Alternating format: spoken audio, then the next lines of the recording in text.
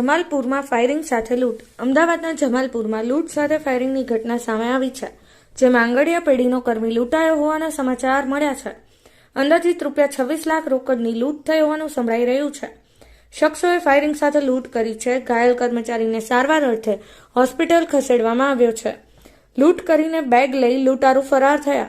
ઘટનાની જાણ થતાં ડીસીપી સહિતનો પોલીસ કાફલો ઘટના સ્થળે પહોંચ્યો હતો અને લૂંટારાઓને પકડવા માટે ચક્રો ગતિમાન કર્યા છે.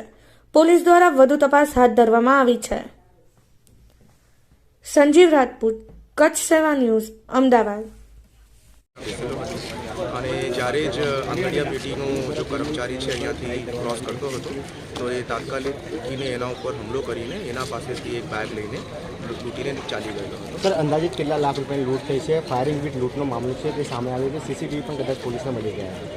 Yes, we have investigated the CCTVs. We have narrowed down on the list of suspects. We are verifying કે આ બધા માણસોમાંથી સસ્પેક્ટેડ આદમી કોણ છે.